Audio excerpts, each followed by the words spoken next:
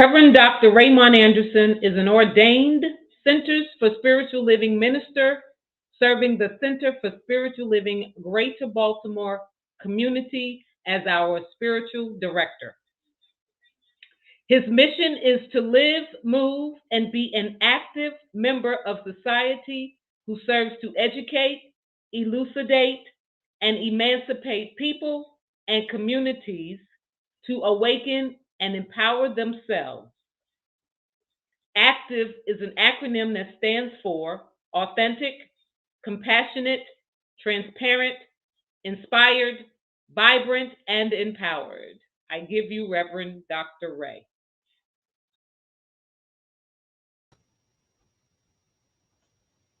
Hola. Bonjour. Sorry, Theo.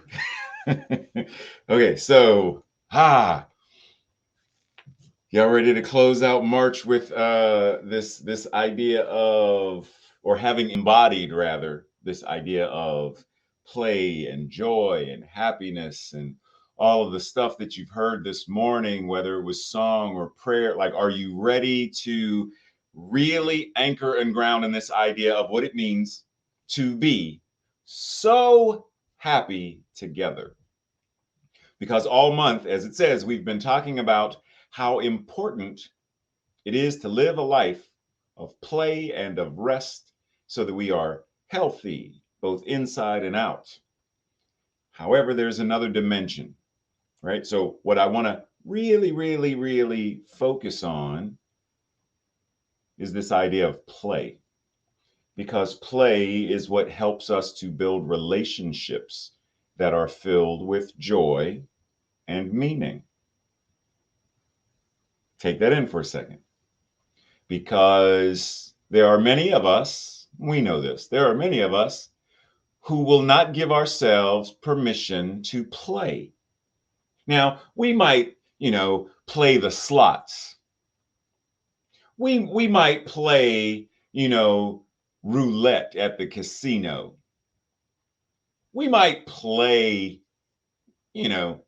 cards with friends who come over. There are certain things that, we adults, those are adult games that we will play. But we won't really play. For example, when was the last time one of us adults played hopscotch? How many of us even remember what hopscotch even is? How many of us are willing to play in the rain? I know Tracy's not. I think I even just heard her say not. Like, how many of us are willing to play? Well, in order for us to get there, like Marianne said, this is the day the Lord has made. I will play and rejoice in it. So let's start off with a playful tone. I want every single one of you, and I'm sure Frank will not have a difficulty with this, I want every single one of you to laugh. No, right now, I'm serious. I want everyone to laugh. I can almost hear Sue joyful laughter. I hear it, but I know some of us need an extra helping push. So laugh. Come on, laugh. Ha ha ha. Laugh. Ooh, just anchor in to that tone of being playful. Give yourself permission to Ooh, wait a minute. Just play. Just laugh. As Gene Houston says, at the height of laughter, the universe is flung into a kaleidoscope of new possibilities. When we allow ourselves to enter into the zone of laughter, infinite possibilities, the universe is flung into this kaleidoscope of infinite possibilities. And when we play, we give ourselves permission to step into that zone of laughter. So remember, play is what helps us to build relationships. And what is a relationship? A relationship is a connection. It is a connection with another that is filled with joy and meaning, connection with. Namaste. That which is the divine in, through, and as me sees itself, is in relationship with itself as you, is connected intimately with itself as you. And because of that connection, because of that relationship, the divine bows at its own beauty, in, through, and as one, in, through, and as the other, recognizing that there is only one. Are we willing to play?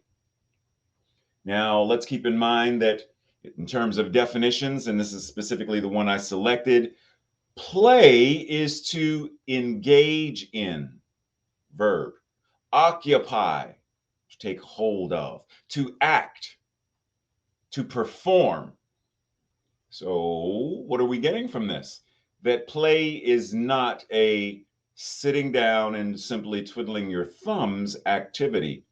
To engage in, to occupy, to take space, to act, to perform.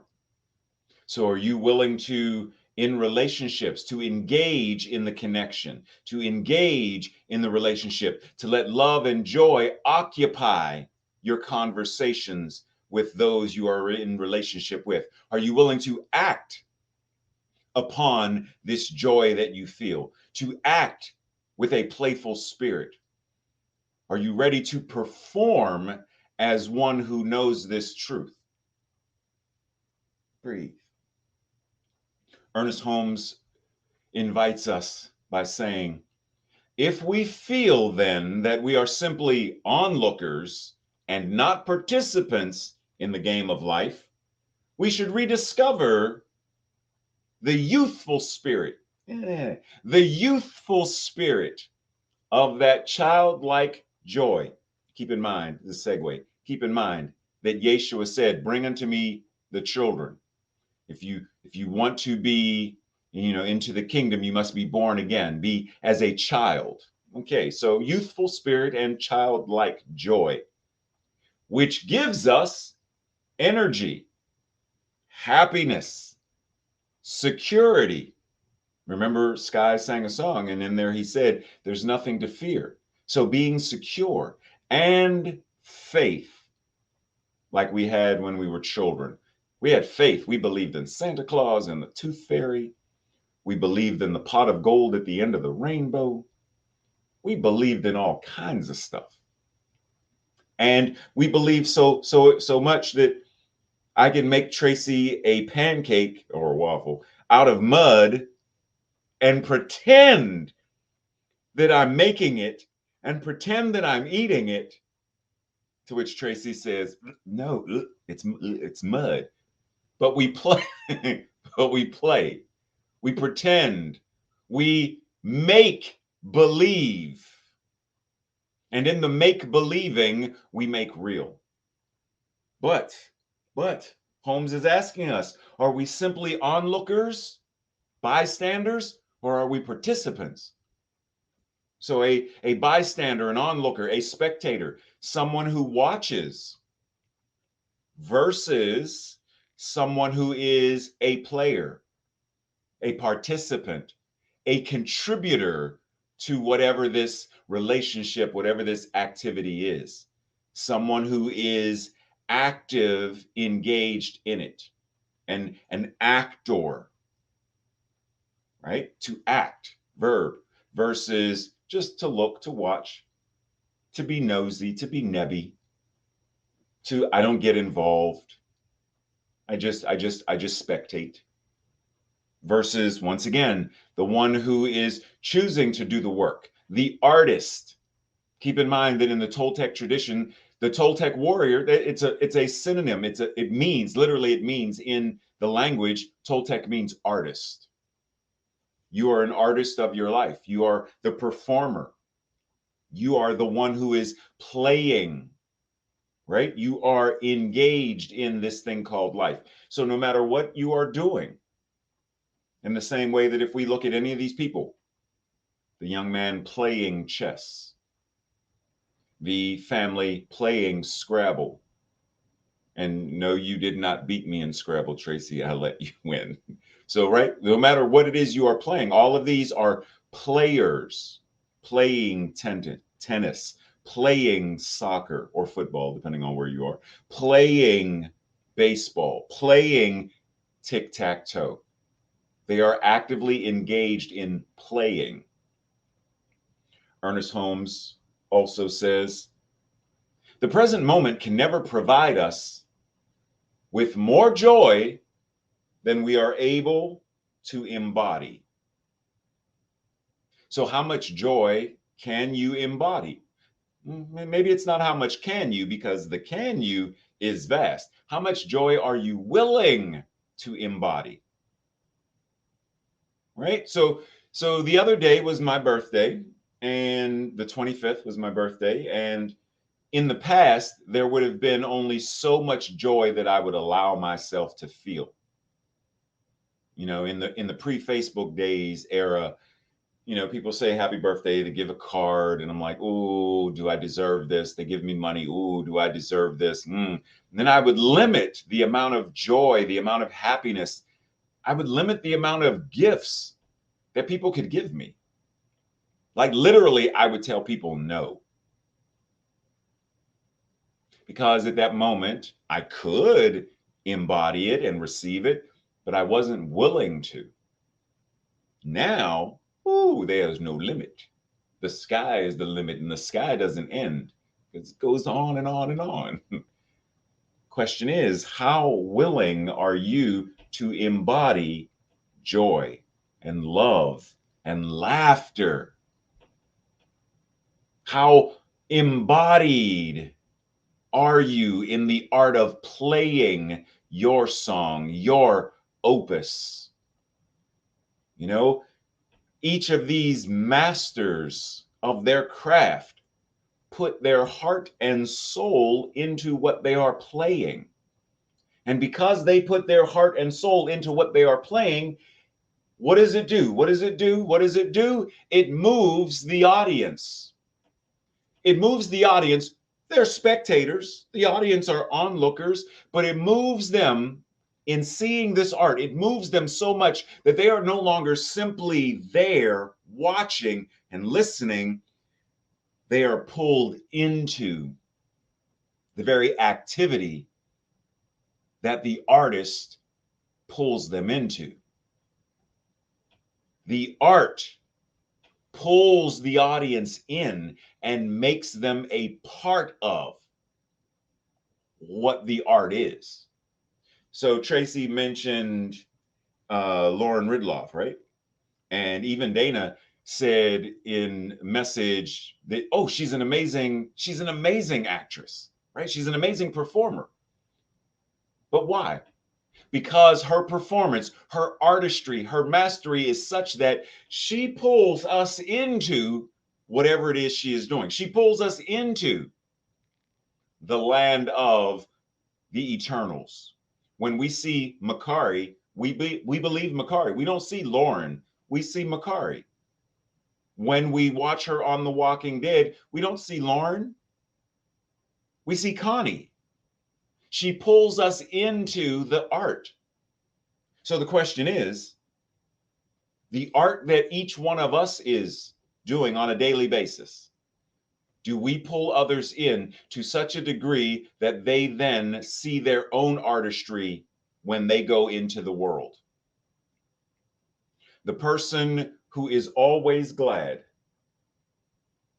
the person who is always glad will surround themselves with people who are happy, and life will be a continual enjoyment.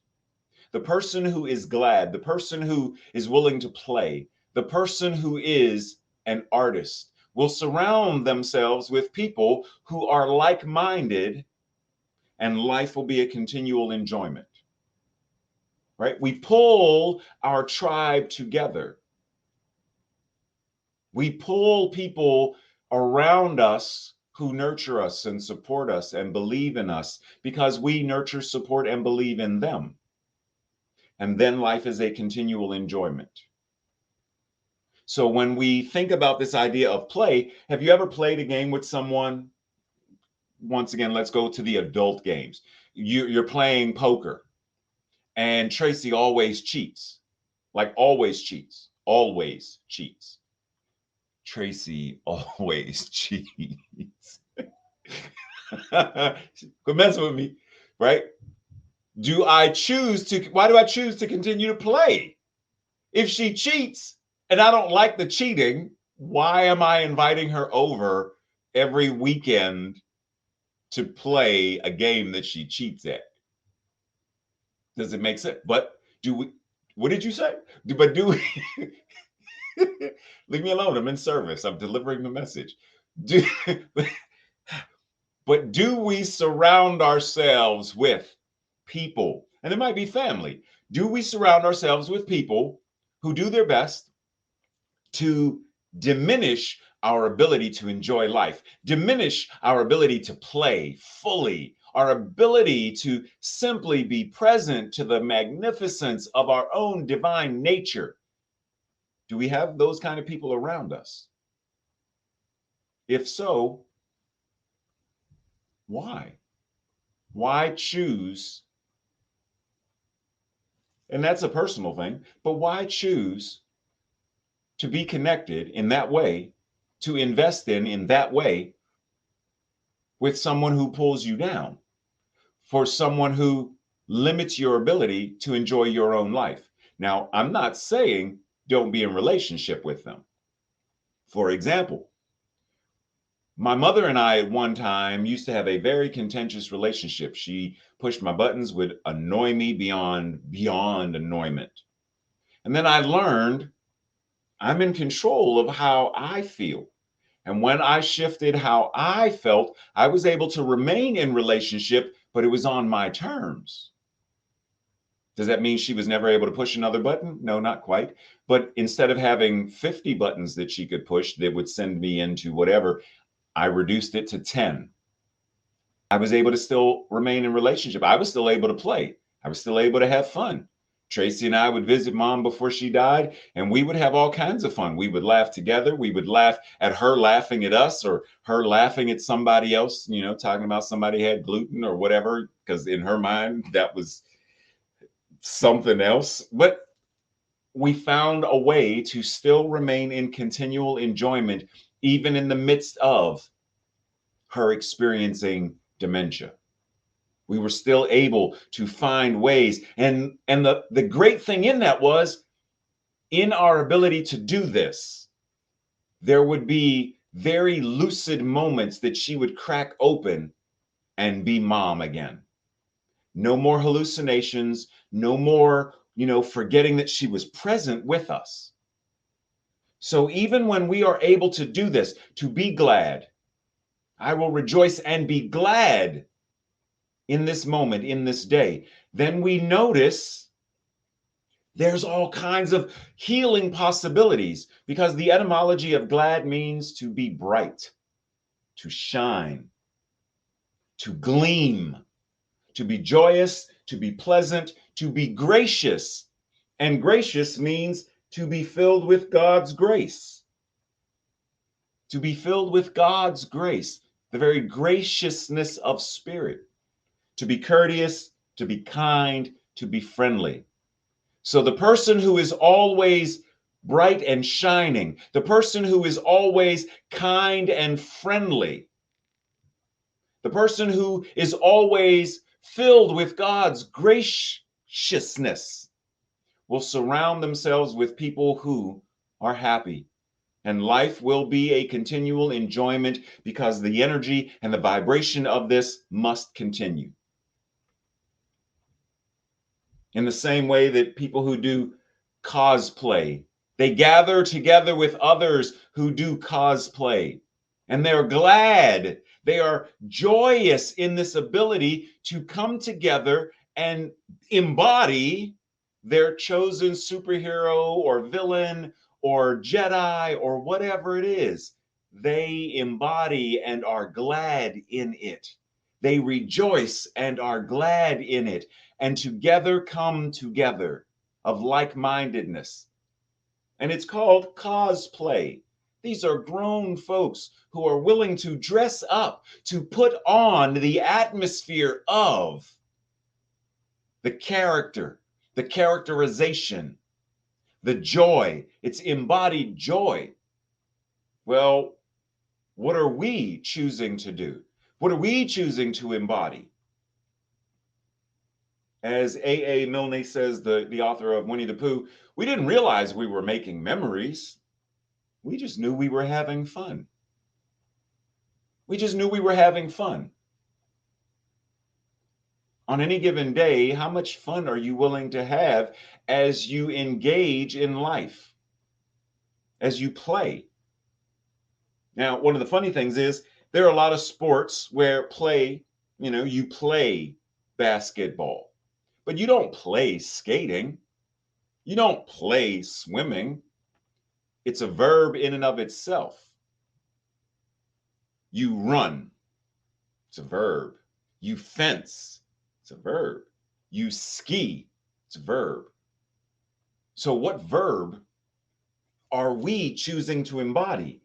The verb, do you love? The verb, do you faith?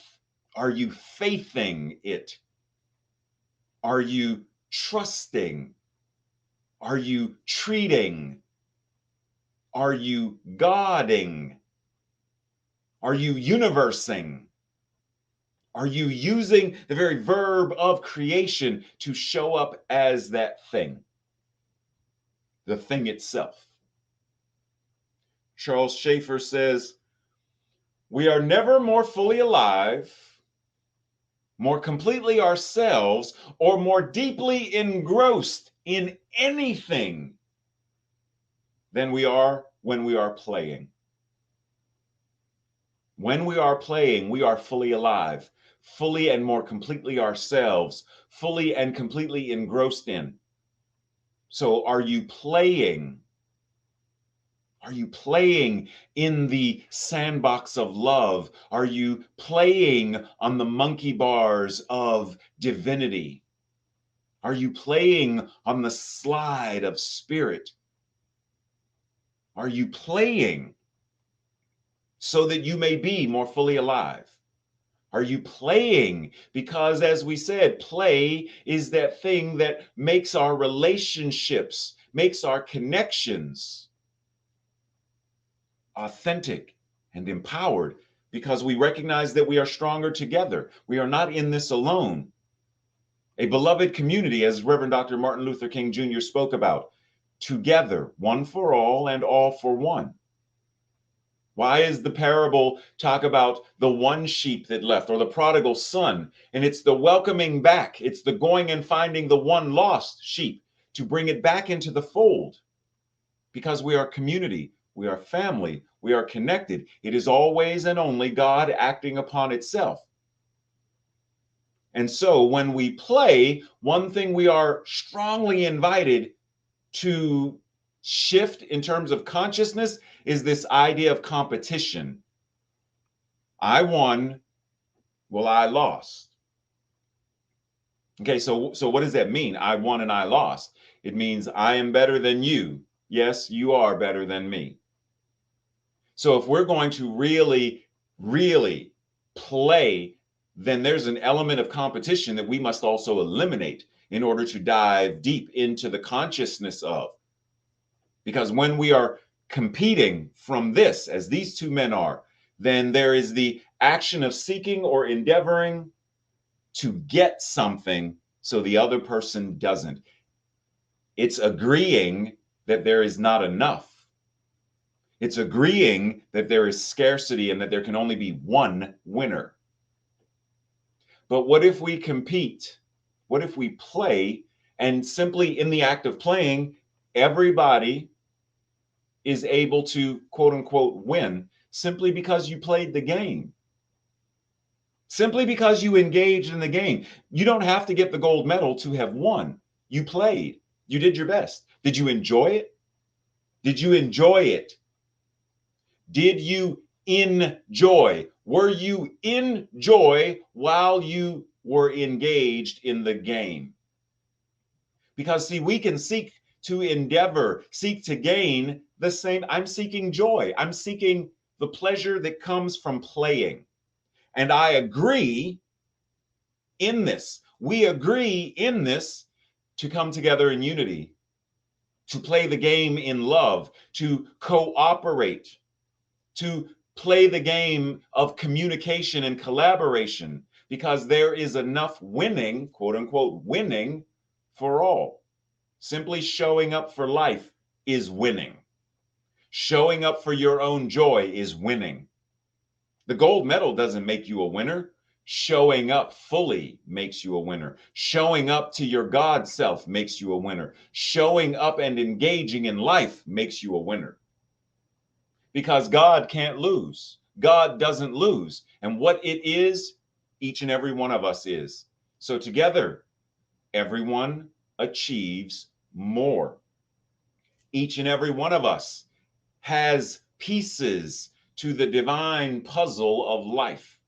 When we come together, we commingle, we connect, once again, connection, we connect our pieces. When Frank opens us up with the pre-service meditation, he is connecting with us and we connect with him. When Marianne does the spiritual practice and service, there is connection. When Sky sings, there is connection.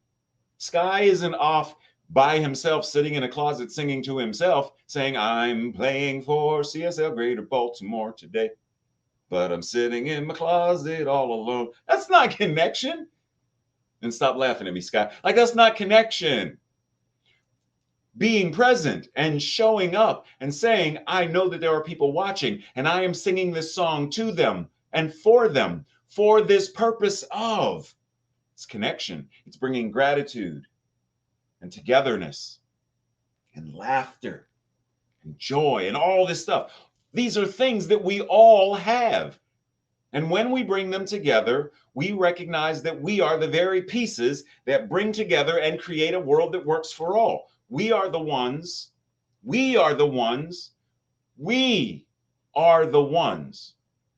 bring it together. We are the ones who create a world that works for all. We are the healing force. Ernest Holmes says, if we would know a God of joy, we must be joyful. If we want to know a God of joy, then we must be joyful. Okay, I hear that. What does that mean? What does it mean? Well, keep in mind, it also means this idea of if we want to know a God, if we want to know a community of peace, then we ourselves must be peaceful. If we want to know a country of equity, then we must be equitable. If we want to know a world that works for all, of love, then we must be loving. We must be a life that works. Because, as Ernest Holmes says, the only God that we will ever truly know is the one that we embody. So whatever it is we want to see, quote unquote, out there, we first have to see it right here. We first have to be it right here.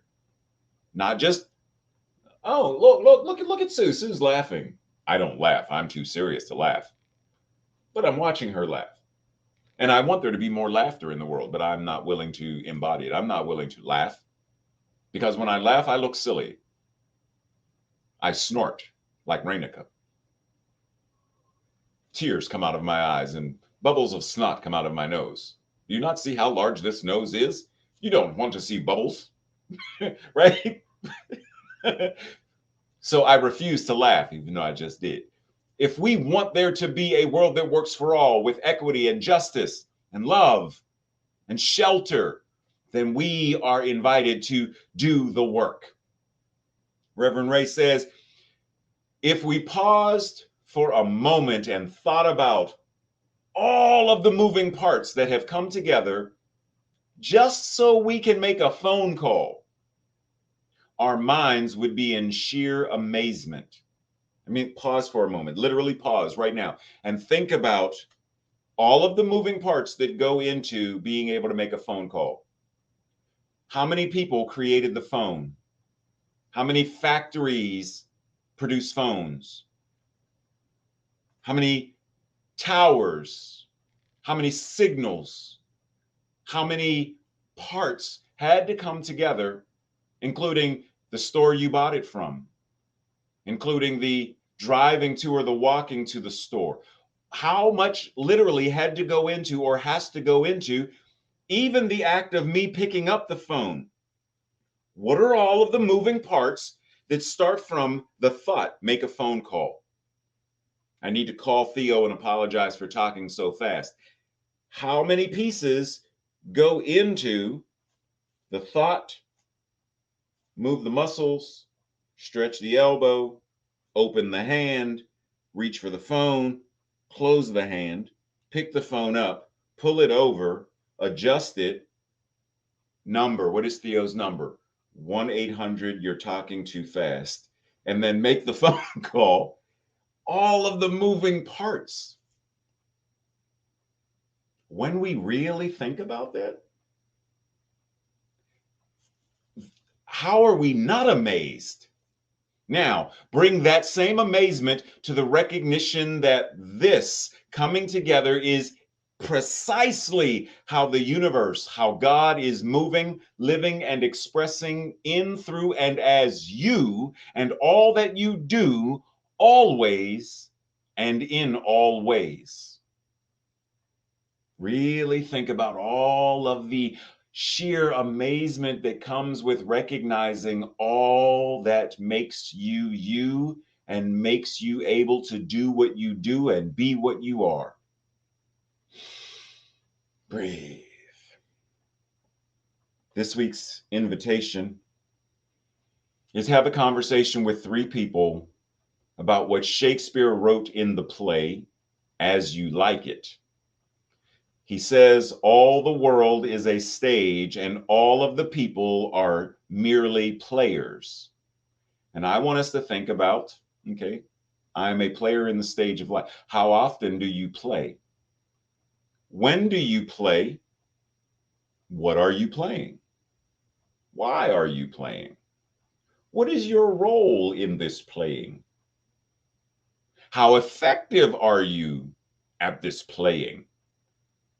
What could you do differently to connect with play more in your life, to play more in your spiritual community, to connect more in your spiritual community, to connect more effectively in your own life, in your spiritual community, in the world, more effectively, more joyfully, more playfully? This week's affirmation/declaration, I will say it first. And if you feel in alignment with me, then say it on our second go round. I am joyful in my community. Joyful. I am full of joy. I am joyful in my community. And if this resonates with you, then together let us declare, I am joyful in my community. So at this moment, let us recognize that even though this Sunday service is coming to a close, the way that we are God in service, Spirit in service, love in service to itself, by itself, about itself, in itself, all that is God acting upon itself. And so how we go out into the world and serve continues forever.